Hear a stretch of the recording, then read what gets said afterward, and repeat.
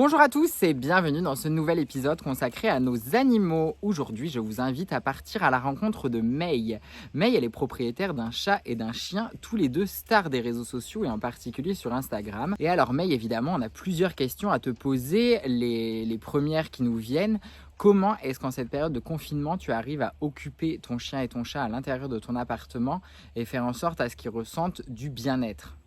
Salut Johan, j'ai actuellement plein de façons différentes de pouvoir occuper mes animaux pendant ce confinement. Ça passe par des jeux d'occupation. Il m'arrive de cacher de la nourriture et de fourrer certains jouets de nourriture de façon à ce qu'ils puissent s'amuser tout en se régalant. On en profite également pour réviser un peu les bases de leur éducation, aussi bien à Mandel, mon chat, qu'à Malcolm. Et j'en profite également pour prendre soin d'eux. C'est la période de mue, donc ça passe par des moments de brossage, de massage. Je prends soin d'eux tout simplement. Ce n'est pas également la peine de les surstimuler pendant cette période de confinement. C'est important aussi qu'ils aient leur repos. Mais voilà, il y a plein de petits jeux différents et petites occupations qu'on peut faire au quotidien avec eux. Merci beaucoup pour ta réponse, May. Et peux-tu nous dire comment est-ce que tu as réussi de base à faire si bien cohabiter ton chien et ton chat? Comment est-ce que se passe leur relation? Comment est-ce qu'ils interagissent ensemble, etc. Et peut-être des petites astuces pour les auditeurs afin de les aider à ce que leurs animaux aient également une relation aussi fusionnelle que les tiens. Tout à fait, Johan. J'ai la chance d'avoir une très belle relation entre Mandel et Malcolm. C'est vrai qu'ils sont très complices tous les deux. C'est plus facile en général quand le chien arrive après le chat. Dans mon cas, c'était le cas inverse.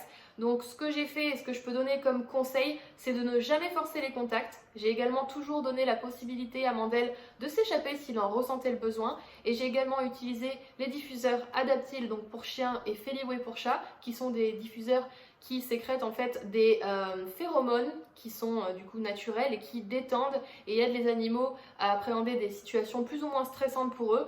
Donc je pense sincèrement que les deux étaient bien détendus grâce à ça et la cohabitation s'est faite très rapidement.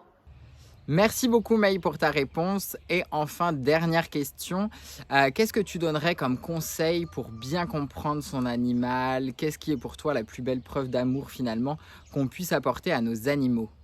Pour moi, la plus belle preuve d'amour qu'on peut faire à son animal, c'est en le comprenant et en le respectant. C'est hyper important de créer un lien avec son animal, ça se fait au fur et à mesure du temps. Et ce qui est important pour moi, c'est d'apprendre à lire les signaux d'apaisement, autant chez le chat que chez le chien, qui sont des signes qui peuvent nous aider à comprendre un potentiel mal-être ou un bien-être tout simplement. Donc c'est la base de tout. Merci beaucoup May d'avoir répondu à toutes nos questions. On se retrouve très vite pour un nouvel épisode consacré à nos animaux. Vous pouvez évidemment vous abonner au compte Instagram et au compte Facebook. Et si cette vidéo vous a plu, n'hésitez pas à la liker et à la partager. Prenez soin de vous et à très vite.